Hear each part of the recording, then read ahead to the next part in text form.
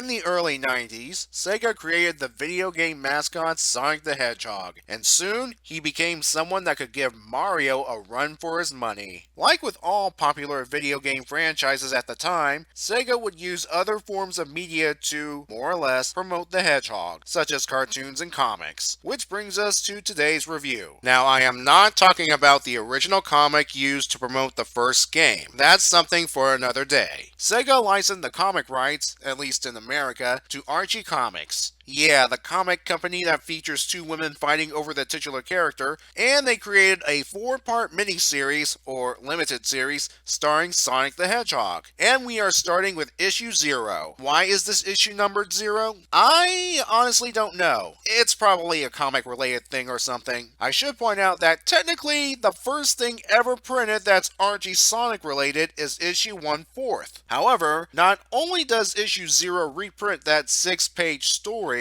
it continues it. So we're not going to bother looking at issue 1/4. Without further ado, let's take a look at the beginning of the Archie Sonic comics. Our first story, Don't Cry For Me Mobius, starts with Sonic being chased by Dr. Robotnik. He's hoping to drown the Hedgehog in Mega Muck. Sonic thinks he's in the clear when he gets blocked by our first badnik of the series, Caterkiller. Oh no, how's Sonic gonna get out of this one? What about a well-timed spin jump that'll make Robotnik cover Caterkiller and Mega Muck instead? Sonic then bolts for the Great Forest while Robotnik swears he'll get that Hedgehog. We get a fourth wall breaking moment as Sonic shows us the entrance to the hidden village of Knothole, where he and his fellow band of freedom fighters hang out. First, there's the young Tails, who idolizes Sonic, of course. Then we have the mechanic Boomer, not Rotor, Boomer, followed by Princess Sally. She's worried that Sonic left a trail for Robotnik to follow. After Sonic reassures her that he can't be followed, the topic returns to idolizing Sonic, with the implication that Sally idolizes him too. Before that goes anywhere, we meet the final member of the group, Antoine D. Coolit. While Sonic calls him a blowhard, he does have some important news. He found a leak in Knothole which could lead to flooding, or worse, a way for Robotnik to find them using some water tracking technology. Speaking of, we see Robotnik, along with Badnik's Crabmeat and Buzz Bomber, picking up some life forms on the edge of the Great Forest. Sure enough, it is our heroes trying to find the source of the leak. And here's where we get the beginnings of Antoine's butt monkey status, as he falls into a puddle. However, his misfortune does identify the source of the leak, Weeping Willows. They're crying because Robotnik bulldozed several acres of trees trying to find Knothole. At least it's not Old Man Willow, as some hobbits will attest to. Robotnik arrives with Buzz Bomber, and this time he's equipped with the old ball and chain. Sonic leads them away from his friends and towards a well. Said well contains a number of power rings, or magic rings as the comic calls them, for a special occasion. Sonic snags one, giving him enough power to bounce the ball and chain right back at Robotnik. Yeah, now you know how it feels. Robotnik and Buzz Bomber escape, and the story ends with the freedom fighters planting some saplings in Antoine to make the willows stop weeping. Before moving on to the second story, we got a few single pagers. First, we have Sally crying that Robotnik chopped down her family tree, and Sonic swearing he'll make Robotnik pay? Wow, that's kind of depressing, isn't it? And it is somewhat related to our first story, so anyway, the second one-pager is a gag showing Sonic's 6-speed settings. Finally, we have Robotnik showing off his badniks that you can smash in the games. All of them. Our actual second story is called Oh No Robo, No Mo Mobo. Wow, try saying that 3 times fast. It has Sonic telling the story of how he joined the fight. It starts with Sonic returning to his Uncle Chuck's chili dog stand, and we learn Chuck is responsible for creating Sonic's iconic shoes. Previously, the profits were used to keep buying new shoes for Sonic. Uncle Chuck gets a call saying the person wants a delivery of 200 chili dogs. Everyone's so excited, they fail to notice a Buzz Bomber right next to Robotnik's "Now I'm in charge" poster. As soon as Sonic leaves with a wheelbarrow full of chili dogs, Uncle Chuck and their dog Mutsky are captured by SWAT bots. And we learn that Robotnik's the one who made the 200 chili dog order over the phone. Diabolical. Sonic arrives at a factory where he meets Clucky, who uses the alias Chicken Little. You'll see why in a second. Sonic presents the bill of $300, and Clucky says he'll get what's coming to him before slamming the door. The reward is a checkered ball falling from the sky.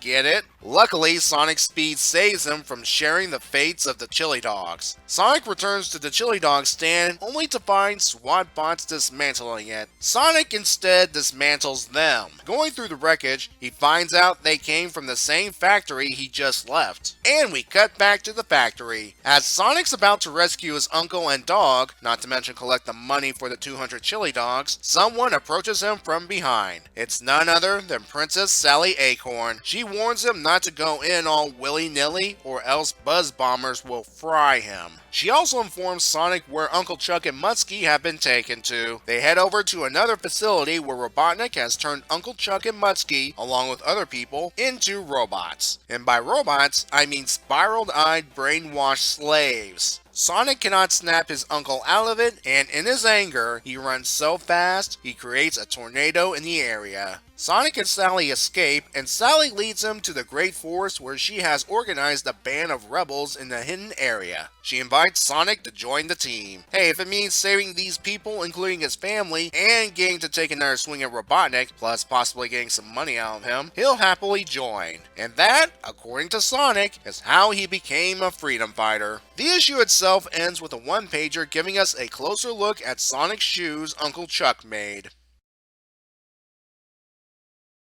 The stories were written by one Michael Gallagher. I would later go on to call the guy the goofy Sonic writer, only because his writing tone's the most lighthearted compared to the rest of the writers throughout the Archie Sonic's run, with various puns, cartoony violence, and fourth wall breaking moments. And I'll get into why in a bit. Here, he has the task of establishing the foundation of the series, meshing elements from the Sonic games and the cartoons, the SatAM cartoon more so in this case. The reason the tone can feel goofy at times, and this is speculation, is Gallagher or other members of the staff had access to the Sonic SatAM series Bible. If you've read said Bible, or read about said Bible, the tone of the cartoon, before it was changed to what we know today, would have matched that of the adventures of Sonic the Hedgehog, the definitive goofy Sonic cartoon. This, I believe, is why the early Sonic comics had the tone it did when it started, and how characters from both cartoons were able to mesh early on. To back up this theory, let's look at the names. The SatAM Bible had Antoine's last name as the Coolit, which will become his name in the comic series. Eventually, Antoine's last name will be changed to Depardieu for the cartoon. Likewise, we have the character of Boomer. Now, if you're a fan of the cartoon, you know he actually goes by the name of Rotor. The name Boomer would also be found in the SatAM Bible, and eventually his name would be changed to Rotor for both the cartoon and later on in the comic, with Boomer being his nickname when he was younger. On a related note, fans of SatAM might notice the characters looking somewhat like they did in the SatAM pilot episode Heads or Tails, although Sally's coloring is way off. Thankfully, this is the only issue she has this. Anyway, the designs here were more than likely from the early SatAM designs before changes were made. Artist Scott Shaw does a good job with this style. I'm going to give issue 0 a 6 out of 10. This is a definite case of early installment weirdness, but it is still an enjoyable read. The first main story had the task of establishing the conflict between Sonic and the Freedom Fighters and Dr. Robotnik and his robots, and on that front, it succeeded. There was the whole environmental thing going on, but to be fair, Sonic games touched on this, and the whole saving the environment message to kids was in full swing at the time thanks to shows like Captain Planet. The second story was again Sonic telling us how he joined the team, although given what we'll learn down the line, he might have colored events to make it more kid-friendly. I mean, we don't see Robotnik's new robotic slaves as robots, just people with swirly eyes, although realistically it could be just artistic license at work here. And as an aside, I do feel for Sonic as he tries to free his uncle. I would not entirely write off these two stories as discontinuity fodder. Some elements will still get mentioned down the line, such as Sonic getting rings for strength, Sally's colorization, yes really, and the fact that not only was Uncle Chuck an inventor, he really did operate a chili dog stand briefly before Robotnik captured him and Mutsky. Thanks Sonic Comic Encyclopedia for clearing this last bit. Though based on this image, I can imagine Chuck and Mutsky's capture was not as lighthearted as depicted in this issue. Anyway, come back next time as we take a look at issue 1 of the Sonic miniseries.